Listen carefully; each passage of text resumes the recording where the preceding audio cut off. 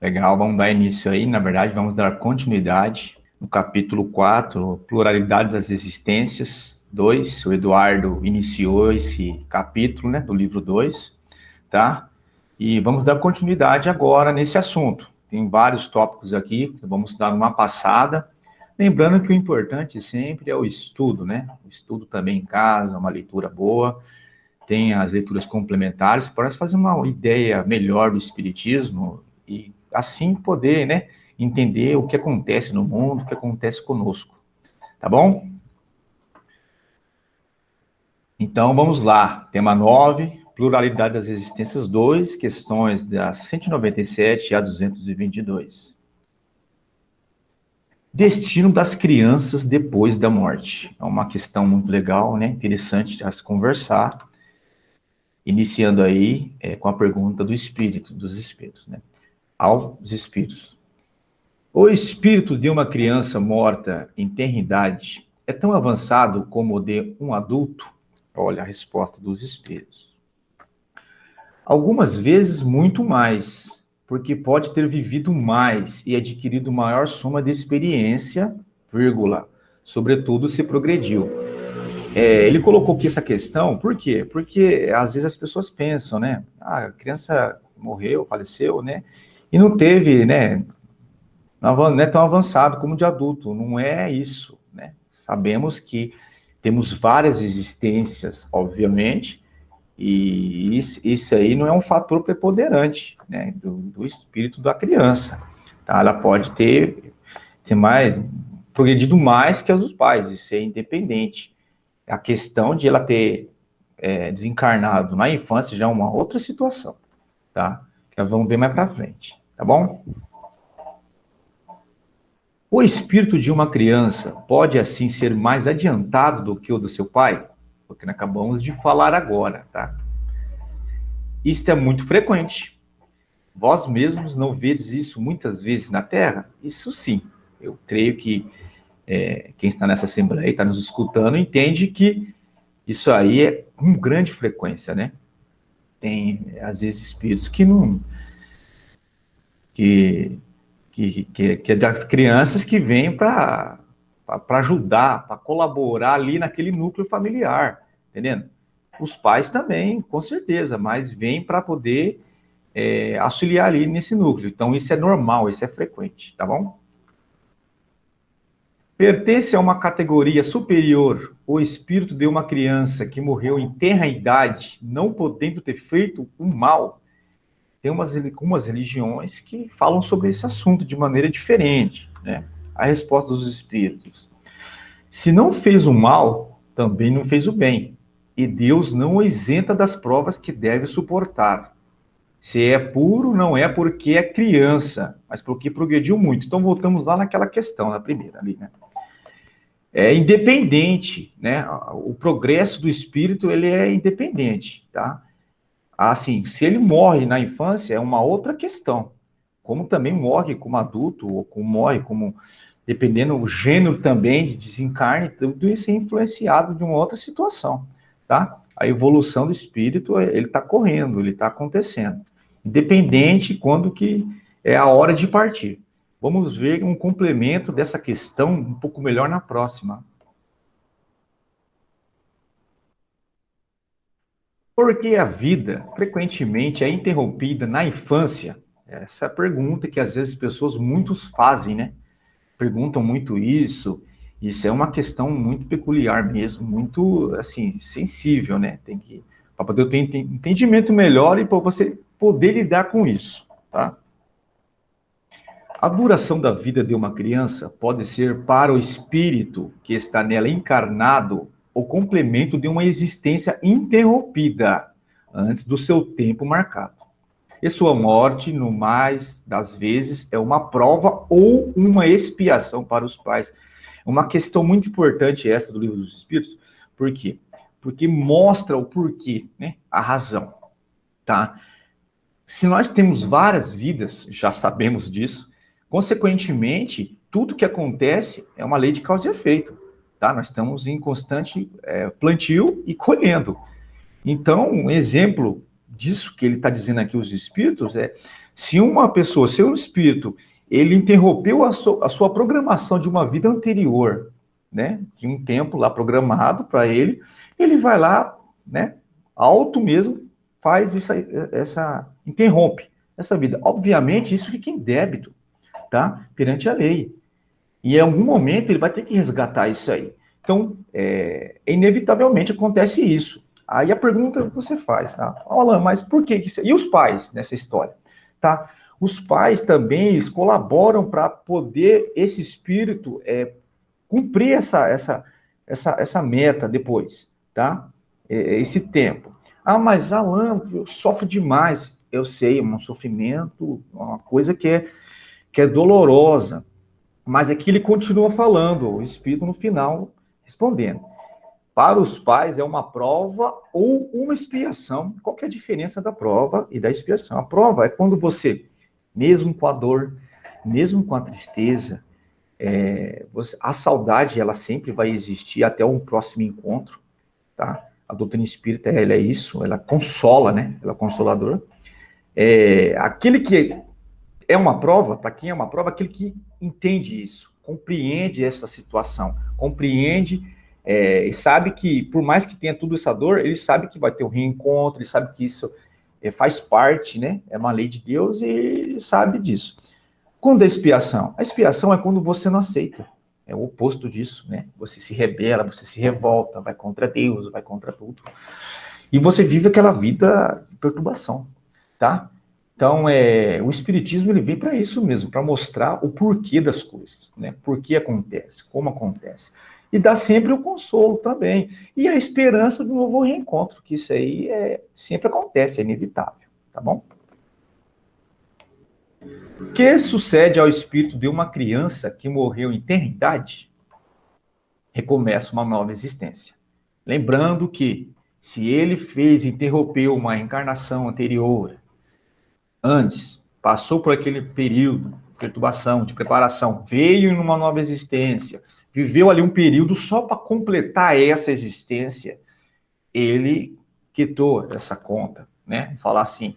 Então, ele já se prepara para uma nova existência para continuar o seu progresso, tá bom? Sexo nos espíritos. Os espíritos têm sexos? Não como entendeis, pois os sexos dependem do organismo. Entre eles, há amor e simpatia, baseados na identidade de sentimentos. Então, tá. O sexo, nós entendemos hoje que é do corpo físico, obviamente, tá? Mas eles vão perguntar assim, mas Alan, mas eu vi nosso lar, eu vi lá que tinha homem, mulher, criança. Tá certo. Lembrando que nós já estudamos isso já quando nós desencarnamos, nós se mostramos do outro lado com o corpo perispírito, o corpo perispiritual da última reencarnação, certo? Mas é o corpo, é a fisionomia, você não tem os órgãos. Nós vamos conversar isso um pouco mais para frente, mas não tem os órgãos em si. Então, você vai de acordo com o que você viveu aqui. Com o tempo, você consegue plasmar um outro corpo que você viveu, uma outra existência. Agora eu estava com um homem, mas eu quero me mostrar para tal pessoa que eu não vejo, como uma existência que eu fui mulher lá atrás. Ela dá, tem condições, é isso que acontece. Você consegue fazer isso, mas aí é com uma evolução, com um progresso. Entendeu? O espírito que animou o corpo de um homem em nova existência pode animar o de uma mulher e vice-versa? O que vocês acham? Sim, são os mesmos espíritos que animam os homens e as mulheres. Então, isto é normal, tá? Quando se é espírito, prefere-se encarnar no corpo de um homem ou de uma mulher? Boa pergunta, né? Eu já escutei que quem é mulher fala assim, eu não quero vir como homem, não. Prefiro ser mulher. E vice-versa, também homem é melhor. Você acha mulher? Pô. É uma questão até interessante. Essa daí é a resposta. Isso pouco importa ao espírito. Ele escolhe segundo as provas que deve suportar. Aí muitos têm a mania, até de saber de sair, de falar assim, mas eu vou programar então a minha vida sempre como mulher, ou como homem, porque mulher é mais fácil, ok? Então, ou homem, o homem não tem esse negócio de dor, do parto, e muitas outras coisas. Mas o interessante é que assim, nós queremos fazer planos aqui. Aqui nós temos uma visão muito estreita. É muito estreita, mas demais. Então nós não temos uma ideia, nós não conseguimos abarcar as nossas vidas anteriores, a nossa condição mesmo, e para onde queremos ir. É aí que está a questão. Então nós falamos isso aqui agora, mas quando nós desencarnarmos e se encontrarmos do outro lado e rever todo o planejamento, a coisa muda. Tá? Então você vai, logicamente, vai vir como um homem quando a prova que você quer passar, aquilo que você quer trabalhar, requer isso. E como mulher, mesma coisa, tá? Então a visão aqui é muito estreita, a matéria ela é opaca, ela é muito, né? Ela ofusca muito a nossa visão espiritual da coisa. Mas é normal. Mas o importante é entender isso. Já vivemos como homem, igual eu, no meu caso, como mulher? Já, isso eu tenho certeza. Nós somos milenares. Como homem, agora. Então, é assim que a coisa anda, né? É assim que funciona o mecanismo. Parentesco e filiação. Os pais transmitem aos filhos uma porção da sua alma ou se limitam a dar-lhes a vida animal, a que uma nova alma mais tarde vem adicionar a vida moral? A resposta: a vida animal somente, porque a alma é indivisível. Um pai estúpido pode ter filhos inteligentes e vice-versa. Obviamente, não é via de regra. O que ele quer dizer? Você não passa a moral, né? Moral. É só características físicas, no caso. Tá bom? Uma vez que temos tido várias existências, a parentela remonta além da nossa existência atual? Questão importante. Não pode ser de outra forma, né? A sucessão das existências corporais estabelece entre os espíritos laços que remontam às existências anteriores. Daí, muitas vezes, decorrem as causas da simpatia entre vós e certos espíritos que vos parecem estranhos. Isso aí é normal também. Quem, às vezes, já não viu isso já, que tem uma afinidade muito grande com um amigo ou com o vizinho, mas não tem tanto quanto os irmãos, tá? O pai ou mãe. Por quê? Porque isso aí já vem de outrora, já vem daquela família espiritual, tá? Em outro momento, vocês tiveram essa afinidade, tiveram esse encontro, estreitaram esses laços. Não quer dizer que todo mundo que você faz isso vai ser da sua família ali, consanguínea, não. Isso não é uma regra. Sempre é a prova, é o tipo de prova. Temos tanta família aqui conosco agora, no nosso, né, nessa reencarnação, nessa existência, como também lá, esperando nós ainda, ou se preparando para vir. É assim que anda. Então é muito grande. E outra, isso é infinito, isso só aumenta, tá? A consanguínea você consegue assim, ela é agora, certo? Você também faz parte, depois se torna essa família espiritual, mas essa família de agora, desse nome, ela é só nessa existência, tá? A opinião de certas pessoas, a doutrina da reencarnação parece destruir os laços de família, fazendo-os remontar às existências anteriores. Ela os estende, como disse, mas não os destrói. A parentela, estando baseada sobre as afeições anteriores, os laços que unem os membros de uma família são menos precários. Ela aumenta os deveres da fraternidade, visto que entre os vizinhos ou entre os servidores pode-se encontrar um espírito que esteve ligado a vós pelos laços consanguíneos. É aquela coisa, né? Você pode estar num lugar que você não conheça ninguém, mas entenda que às vezes você está ali, não é por acaso, e você tem que fazer algo importante, né? Que você às vezes tem essa condição, né? Sempre é momento de progredir, de crescer, de melhorar as virtudes, né? Transformar algumas más inclinações em virtudes. Então, sempre é o momento, independente do local que você esteja, tá bom? Semelhanças físicas e morais. Os pais transmitem frequentemente aos filhos uma semelhança física? Beleza. Transmitem também uma semelhança moral? Acabei de dizer agora, já dei a resposta para vocês antes, né? Não.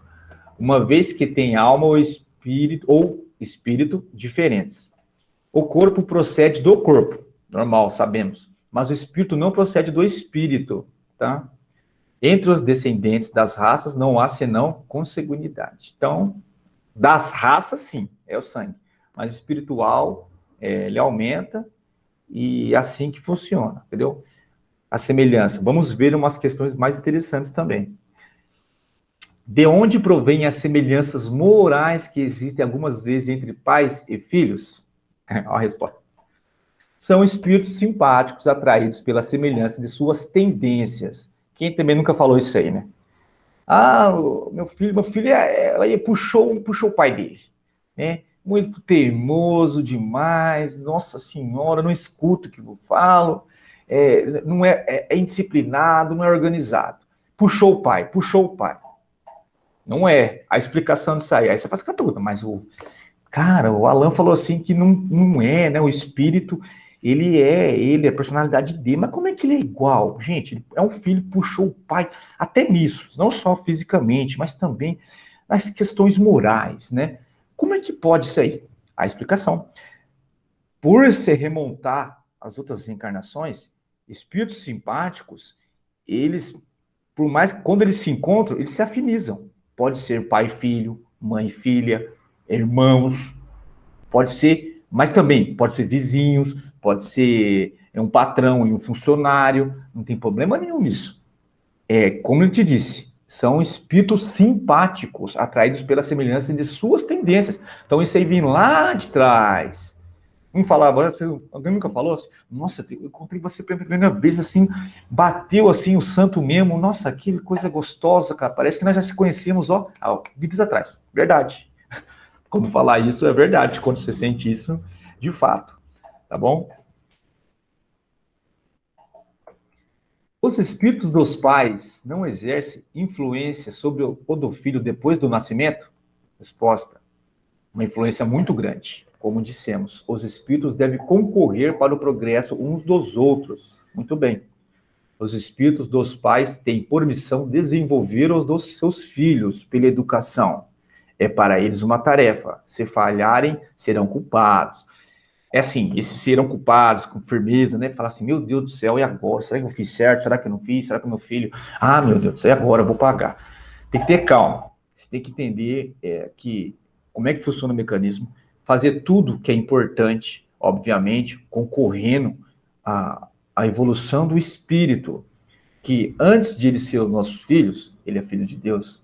Então, ele é um irmão nosso, tá? Então, a ideia é sempre fazer o melhor. Lembrando que ele é um espírito também. Ele tem sua individualidade, sua personalidade. O importante é você encaminhar nos bons hábitos, na educação. Isso é importante. Depois, o livre-arbítrio é lei. Ele vai fazer as escolhas dele. Entendeu? Então, é isso que é o correto, é o certo. Não colocar também os erros dos seus filhos, dos nossos filhos, nas nossas costas. Ele também vai fazer as escolhas dele, e, obviamente, ele vai ter que se responsabilizar por isso. Como nós também. Nós somos filhos, não somos filhos? Então, acontece o mesmo com nossos filhos, tá? Por que de pais bons e virtuosos nascem filhos de natureza perversa? Melhor dizendo, por que as boas qualidades dos pais não atraem sempre por simpatia o bom espírito para lhes animar o filho? Resposta: um mau espírito pode pedir pais bons na esperança de que seus conselhos o encaminhem para um caminho melhor. E frequentemente Deus lhe concede. Como disse, quando nós estamos aqui, nós temos uma visão muito pequena, né? Eu não quero não, eu quero um espírito bom, eu quero um espírito, bonzinho, legalzinho. Mas isso nós falamos aqui, tá? Quando nós estamos lá na reticidade, né, mundo espiritual, planejando, nós sempre pensa no melhor, nós progredirmos e, consequentemente, o nosso progresso também é o auxílio no progresso do nosso irmão, tá? Então, tudo é programado, tudo está na condição nossa, nós conseguimos, sim. Essa é a ideia. Então, entra essa questão. O espírito, ele pode pedir, obviamente, uns pais bons para ele, porque ele quer mudar. né? Mas ele precisa de ajuda, e assim funciona a situação, a coisa funciona dessa maneira, entendeu? O homem conserva em suas novas existências os traços de caráter moral de suas existências anteriores? Resposta: sim, isso pode acontecer, mas se melhorando, ele muda. Sua posição social pode também não ser a mesma. Se de senhor passa a escravo, seus gostos serão diferentes e terias dificuldades em reconhecê-lo. Sendo o mesmo espírito nas diversas encarnações, suas manifestações podem ter de uma a outra certas analogias, modificadas, todavia, pelos costumes da sua nova posição, até que um aperfeiçoamento notável venha a mudar completamente seu caráter. De orgulhoso e mau, pode tornar-se humilde e humano se arrepender. Tem uma condição, né? Então, assim, ele se conserva? Sim, porque é uma evolução, você vai passando, né? Num momento, você viveu uma situação e teve aquele costume, você foi passando. Numa outra, você vai mudar a posição social? Vai mudar um pouco, é óbvio. Dependendo da situação, você muda. Mas ainda, algumas características ainda prevalecem. Isso é normal também, tá? Para nós podermos evoluir, precisamos de tais diferenças, né? Várias situações no caso aí. Precisamos passar. Um exemplo que eu dou bastante, quem quiser entender um pouco isso aí, essa questão até, nossa, mas como assim? Romance de Euano, obviamente, há 2000 anos e 50 anos depois, mostra muito bem essa questão aí, que você vê essa diferença, né? O mesmo espírito vivendo duas encarnações diferentes, tá? Ideias inatas, ideias naturais, tá bom?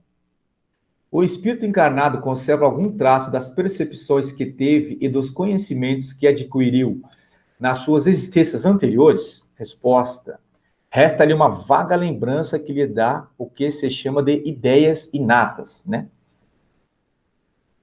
A teoria das ideias inatas não é, pois, uma quimera? Não. Os conhecimentos adquiridos em cada existência não se perdem. Libertado da matéria, o espírito os conserva. Durante a encarnação, ele pode esquecê-los, em parte, momentaneamente, mas a intuição que deles guarda ajuda o seu adiantamento. Sem isso, deveria sempre recomeçar. O espírito parte em cada nova existência do ponto em que chegou na existência anterior.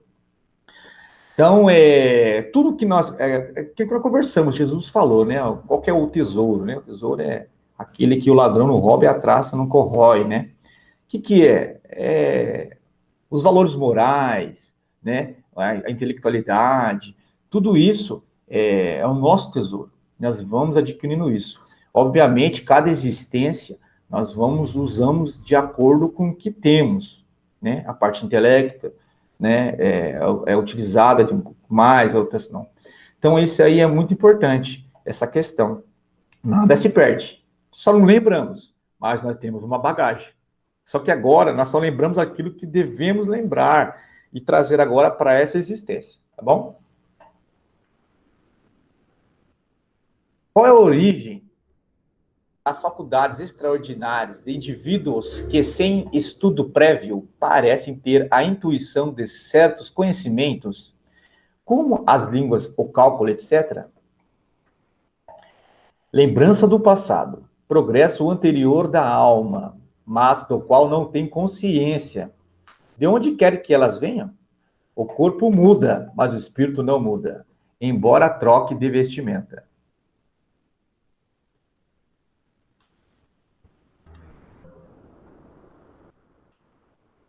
Tá, isso aí é normal também, né? Já vimos isso aí bastante, né?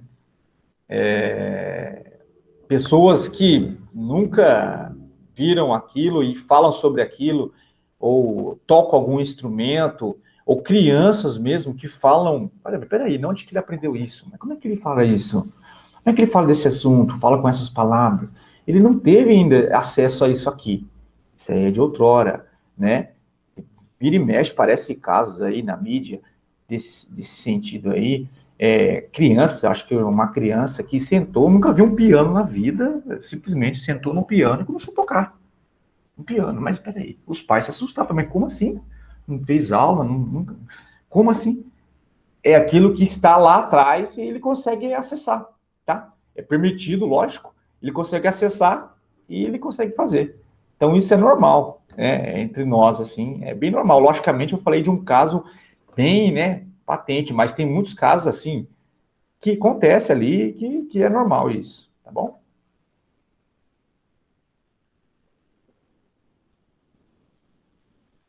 Em mudando de corpo, pode perder-se certas faculdades intelectuais, deixando-se de ter, por exemplo, o gosto pelas artes? Sim, se conspurcou essa inteligência ou se fez dela um mau emprego.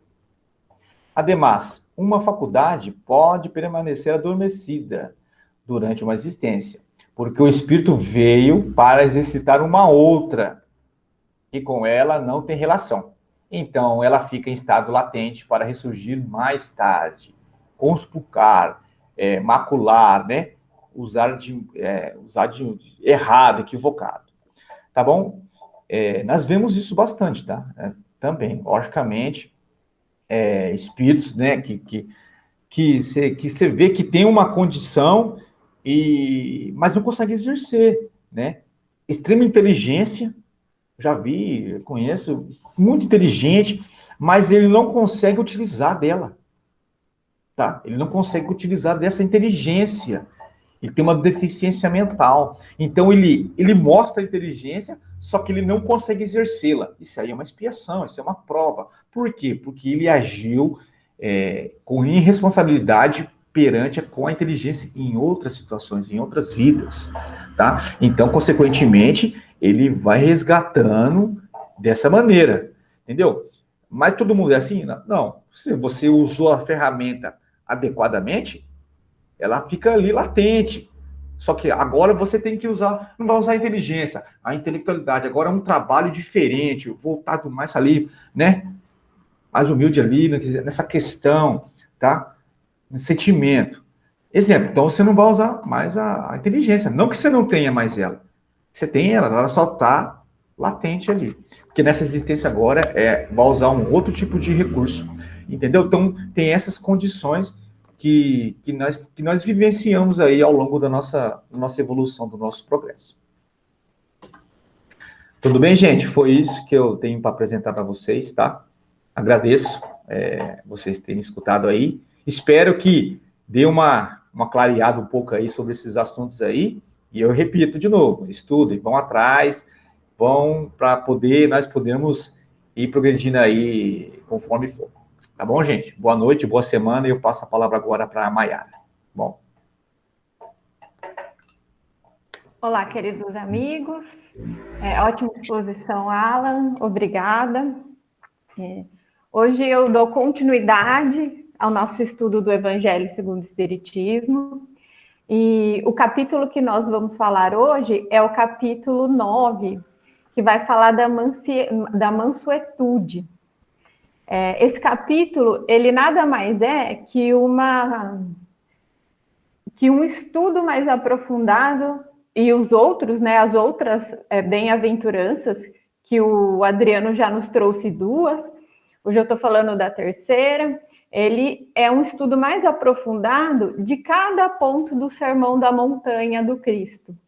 E o que ele traz, quais são as qualidades morais que nós temos que trabalhar para nós caminharmos, né, para nos purificarmos enquanto espírito e seguirmos a nossa vida em direção à perfeição. Então, hoje nós vamos falar da principal, de uma dessas qualidades, que é a mansuetude, o capítulo 9. E o destaque, né, desse Sermão da Montanha é os bem-aventurados, os que são brandos, porque possuirão a terra, e bem-aventurados os pacíficos, porque serão chamados filhos de Deus. Então, desses dois versículos da Bíblia, nós vamos trazer uma luz para o que Jesus queria dizer em ser brando, o que Jesus queria dizer em ser pacífico. E nós vamos começar falando das injúrias e violências Então, no texto, Jesus nos fala que condena, por consequente, a violência, a cólera e toda a expressão descortês que alguém possa usar para com seus semelhantes.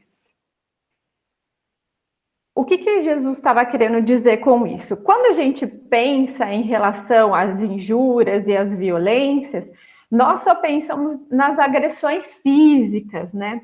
Nos ataques que podem trazer algum comprometimento físico, ou quando alguém possa atentar em relação à vida do outro, o que isso é uma forma de violência, é claro, mas Jesus dá um passo à frente. Né? Jesus, além de falar desta violência, ele fala da violência verbal, da violência que nós cultivamos ainda nas nossas mentes e nos nossos corações. E aí ele coloca que qualquer expressão descortês. Então, toda palavra que sai da minha boca, que causa um desconforto no meu irmão, que foi elaborada justamente para atacar o meu irmão, isso é uma forma de violência. Isso não nos ajuda a caminhar para a perfeição. Então, não é só o ataque físico. Muito pelo contrário. Tudo que sai da minha boca, que fere o meu irmão, é uma violência muito importante. E, às vezes, o que nós temos encarado hoje em dia, a violência física, ela não é mais tão aceita pela nossa sociedade. Né? Hoje nós temos todo um conjunto de leis que pune a questão da violência física. Porém, e lógico que também tem punições agora sobre, né, as injúrias e as questões de quando eu causo ou eu exponho alguém a alguma injúria. Isso também, juridicamente, pode ser punido. Porém, isso ainda é bem aceito na nossa sociedade atual. O meio que nós estamos usando neste momento, que é o meio virtual, ele tem sido ostensivamente usado para agredir o outro ou ser descortês com o outro. Então, as nossas redes sociais, elas são usadas neste momento, às vezes em muito mais do que para o bem, para ser descortês, para causar desconforto, para entrar em contendas com o próximo. Então, tudo que a gente puder pensar duas vezes no que escrever e principalmente no que falar, é uma forma de eu já apaziguar o meu coração, de eu diminuir essa conduta violenta ao qual todos nós ainda carregamos. E se nós formos lembrar da época de Jesus, tudo era usado como forma de fazer justiça ou como fazer a vontade de Deus. A forma de usar a corrigenda era violência.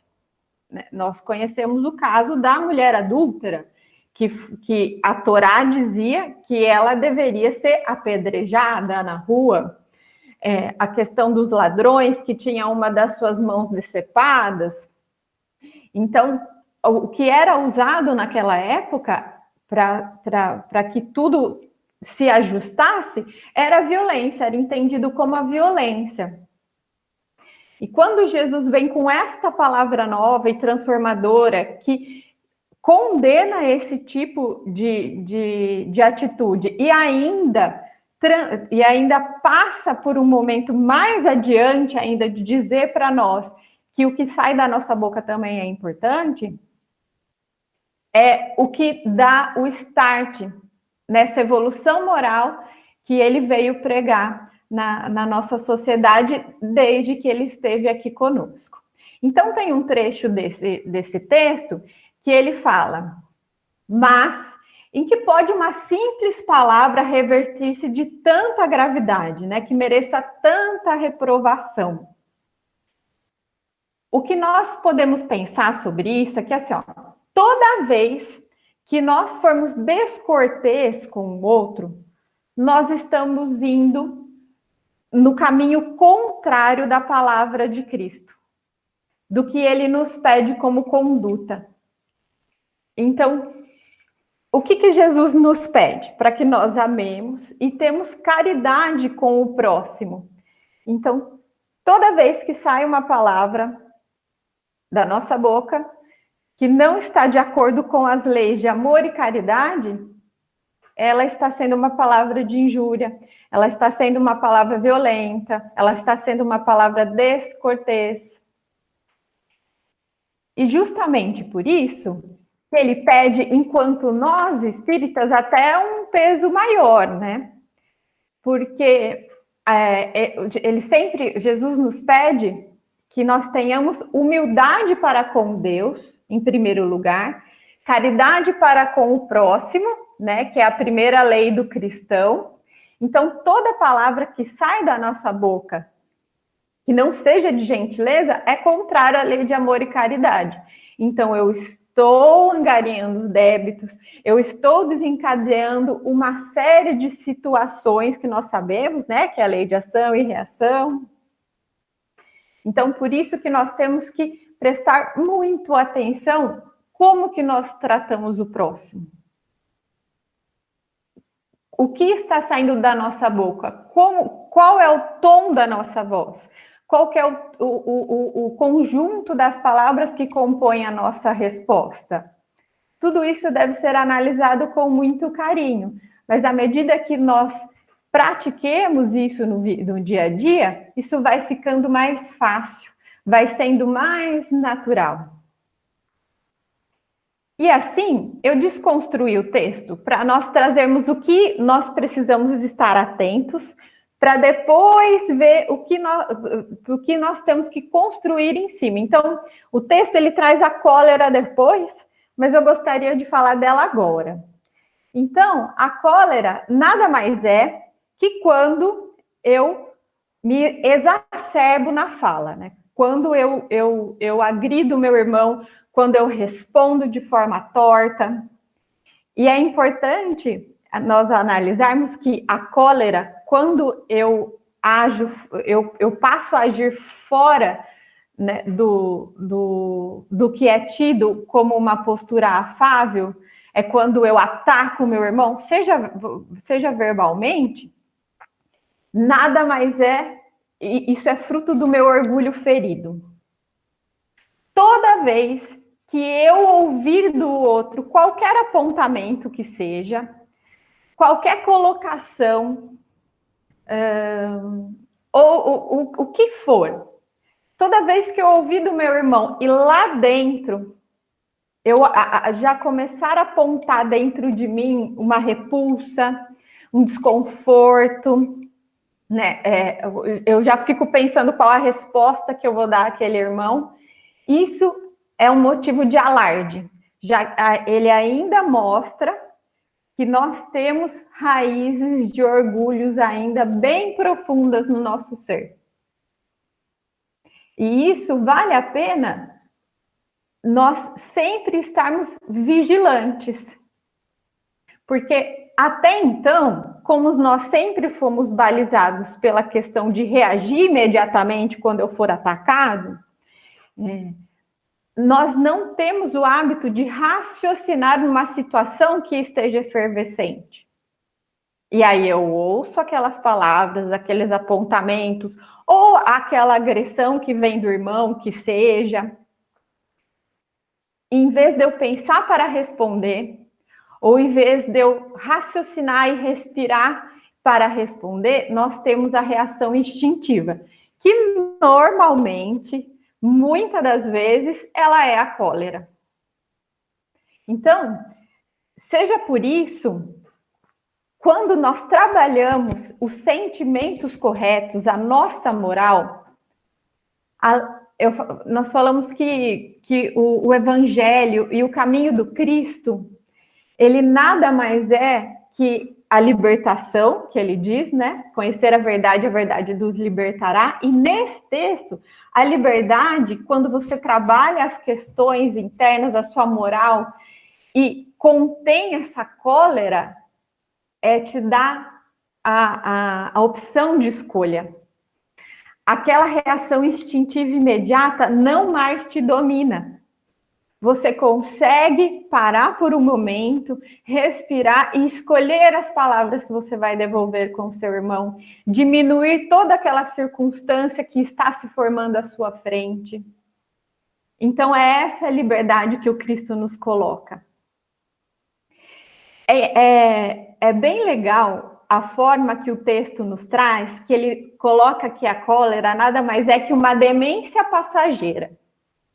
Então, quando eu me deixo efervescer pela cólera, porque alguém ou algo alguém me disse algo, e eu me deixo efervescer porque o meu orgulho foi ferido, o texto fala que é uma demência passageira. O que isso quer dizer, demência? Demência é quando o meu cérebro já não funciona do jeito que deveria. Quando as conexões e todas as funcionalidades dos cérebros entram em pane, não funcionam corretamente. Então, toda vez que nós agirmos com cólera, nós não estamos agindo com a razão. Nós não estamos agindo dentro do funcionamento habitual da nossa função cerebral. Eu entro numa demência momentânea. Isso quer dizer que toda vez que, se nós tivermos oportunidade de analisar o momento de cólera que nós tivemos em algum momento da vida, e todos nós tivemos, se nós tivermos o momento de ter um vídeo e analisar essa reação, depois de um tempo, nós íamos perceber o quão descabido nós fomos, o quanto as nossas colocações e as nossas respostas foram totalmente sem pé nem cabeça. Justamente porque eu não consigo raciocinar. O meu objetivo na cólera é só atacar e ferir o outro. Não é uma discussão saudável, não é um momento de entrar em acordo. A cólera o objetivo é ferir o outro. E assim que Deus nos fala, e o texto nos traz, para sempre trabalhar justamente os próximos... as próximas virtudes que eu vou trazer. Mas eu fiz um pequeno resumo, caso vocês queiram procurar a janela do slide, que é para a gente rever o desencadear dessa cólera. Então, toda vez que eu me senti que bateu aquela pontadinha lá dentro de descontentamento quando o outro me colocou alguma coisa ou falou de alguma forma comigo, é meu orgulho que está ferido. E assim, quando eu reajo com cólera, quando eu não consigo controlar isso, é bom eu lembrar que a cólera nada resolve. A causa de todo aquele desconforto, daquela situação que se formou ali, se eu reagir com cólera, nada vai resolver, nada remedeia. O indivíduo... A cólera, ela causa um desequilíbrio tão grande na minha mente e no meu corpo, porque o estresse é fisiológico. Quando eu tenho uma situação de estresse, o meu cérebro manda uma mensagem para o meu corpo que desencadeia uma série de desdobramentos metabólicos, que isso é real. E quando eu tenho isso o tempo todo, ele vai me trazer problemas de saúde no futuro. Então, em relação ao indivíduo, além de eu não resolver, ele vai alterar a minha saúde. Quanto mais situações que eu reagir com cólera, mais meu sistema de estresse vai ser ativado, mais eu vou ter um desdobramento da minha questão mental e física. Em relação ao ambiente, quando nós não apaziguamos, eu desestabilizo, como tudo é energia e eu estou expelindo cólera, eu desestabilizo todo o meu ambiente. Então, nós ouvimos quase sempre, quando alguém entra numa situação de discussão ou discórdia muito grande, depois existe um desdobramento no ambiente de muitas coisas. Algumas coisas quebram, outras coisas não funcionam, tudo começa a desequilibrar naquele ambiente, por toda a energia, né, que eu e quem está envolvido naquilo expele no ambiente. quando eu reajo com cólera, eu vou causar infelicidade nos meus entes queridos. Não tem como, o dia que eu estiver movido pela raiva, ou que eu estiver, mesmo que eu não esteja descontente com os meus entes, mas se eu estiver descontente com alguém do meu trabalho, ou com alguma situação que eu tive fora, externa na minha casa, e eu trago essa áurea de cólera comigo, eu causo infelicidade nos meus entes queridos, que provavelmente eu vou tratá-los com algum resquício dessa cólera, mesmo que ela não esteja dirigida diretamente a eles. Quando isso é muito recorrente, né, quando eu tenho períodos que tudo eu explodo, que eu estou de pavio curto, e que ninguém pode dizer nada para mim, que eu já tenho uma resposta efusiva de volta, eu começo a angariar plateia e companhia espiritual infelizes. Nós sabemos que o que está em torno de nós são os espíritos que estão afinizados com o que nós estamos sentindo e pensando. Então, se o tempo todo eu estou dominado pela cólera, aquele orgulho ele fica muito latente em mim, fica muito ativo, não latente, muito ativo, eu vou angariando amigos espirituais que compartilham dessas reações e que exacerbam quando eu as tenho. E aí, quando eu não consigo mais controlar, isso passa a ser uma característica muito grande, eu posso correr o risco de, em algum momento da minha vida, da minha existência, num momento de cólera, eu ter uma atitude tão drástica que pode comprometer a minha vida terrena e pode trazer débitos espirituais. Então, quantas vezes nós ouvimos até de amigos que vêm se manifestar em reuniões mediúnicas, ou até dos nossos amigos encarnados, quando, olha, foi um momento de bobeira e eu assassinei. Ou um momento que eu não pensei e eu agredi o outro e fui preso. Então, é um segundo que essa demência toma conta, e eu, como eu já estou praticando isso há um tempo, a plateia espiritual que está ali presente faz com que eu me exacerbe, e eu posso entrar nesse débito importante na minha vida. Então, quando nós falamos de cólera, normalmente as pessoas gostam de dizer que a cólera ela faz parte da sua personalidade, né? Nossa, Deus me fez assim, né? Olha, não consigo mudar, não é possível. Se Deus me fez assim, vou fazer o quê? Então, essa ideia de que não é possível reformar a própria natureza, né? De eu conseguir ir trabalhando esse orgulho, extirpando ele aos poucos, porque não é fácil, nós sabemos, ela é falsa. Isso é uma forma, eu dizer que eu não tenho controle disso também é uma forma de orgulho, é uma forma de eu fugir à responsabilidade. Então, sim, eu tenho responsabilidade sobre as minhas atitudes e posso me transformar em relação ao meu ser. Ouvimos sempre, e provavelmente já falamos essa expressão, de que é culpa do nosso temperamento, como se o temperamento fosse uma terceira pessoa que dominasse a situação ali e que nós não tenhamos qualquer responsabilidade sobre o que aconteceu. Então, o temperamento nada mais é que o nosso espírito, que precisa ser trabalhado. Então, este temperamento, ele não está ligado ao corpo material. Às vezes, nós olhamos para as pessoas que são grandes, são pessoas altas, mais volumosas, que têm expressões do rosto, ou até mesmo expressões corporais um pouco mais truculentas, e nós, às vezes, associamos uma reação de violência, ou nós subentendemos com um preconceito de que essas pessoas com essa aparência mais truculenta, grande, possam ser uma pessoa mais violenta ou que vai despender cólera. E, na verdade, não. Às vezes, a pessoa mais franzina, mais pequena, mais magrinha, pode ter acessos de cólera muito grandes. Então, o temperamento, ele não vem com a nossa característica corporal, ele está ligado ao espírito. Então, essas características são do espírito.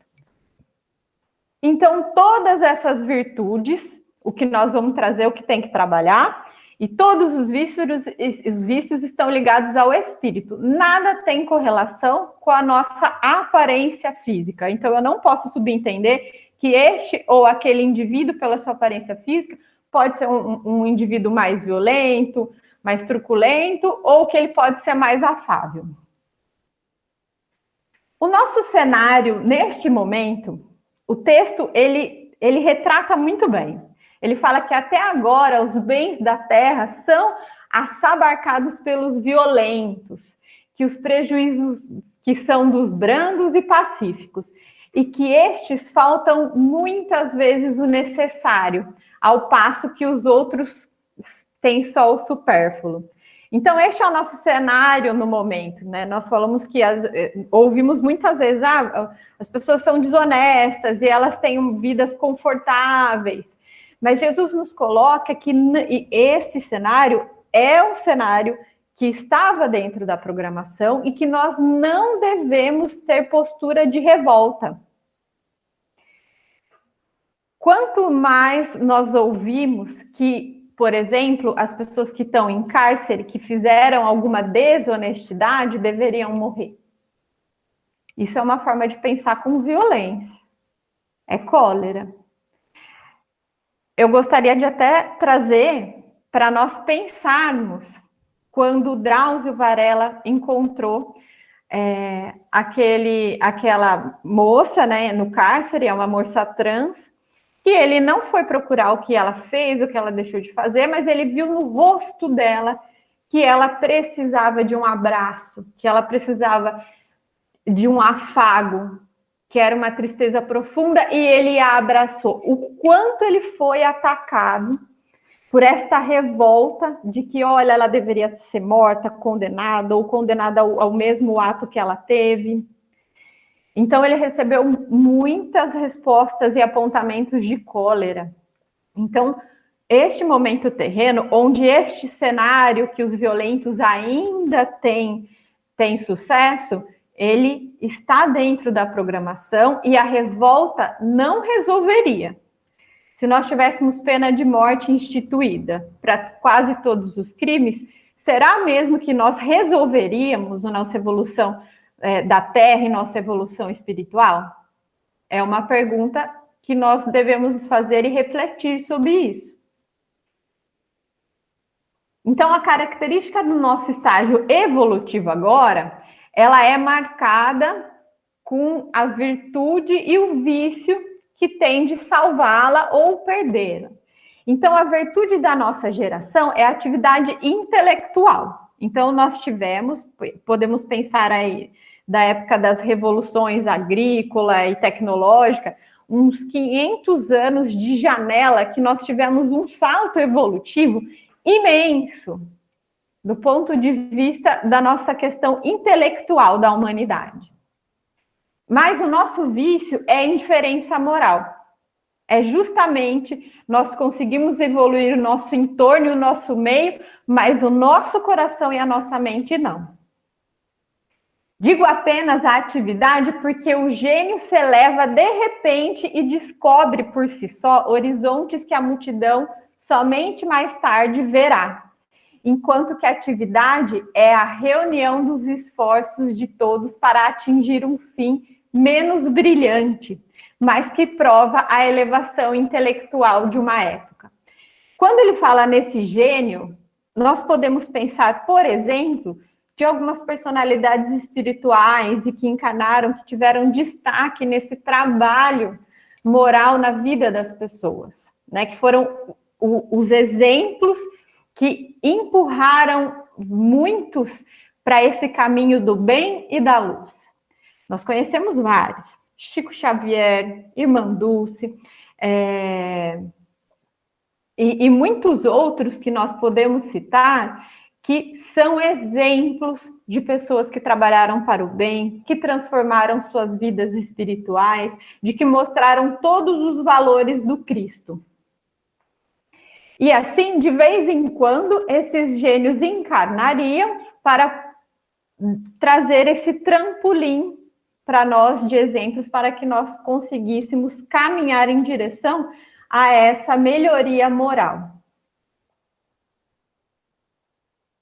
E assim, pessoal, eu vou trabalhar no próximo encontro, vou trabalhar com vocês a questão das virtudes, né? Nosso tempo está limitado, que é a questão da afabilidade e doçura, da paciência e da abnegação e da obediência. Então, eu gostaria de convidá-los durante esta semana para pensar justamente sobre isso, que foi um trabalho que eu fiz comigo mesma. Quais são os momentos que eu ainda sinto que eu tenho o orgulho ferido? Vamos prestar atenção esta semana. Em que momentos da minha vida que eu já reagi com cólera? Em que momentos que o meu entorno, eu percebo que as pessoas estão agindo com cólera entre si? Porque eu preciso olhar para mim e também preciso analisar o ambiente que eu estou para eu conseguir detectar onde são os meus pontos de melhora. E assim, eu conseguir ver aonde eu consigo aplicar as virtudes que eu vou convidá-los a trabalhar no próximo encontro. Eu agradeço a atenção de todos, espero ter sido clara, espero que tenha sido proveitoso e convido um dos nossos amigos a fazer o encerramento e a oração.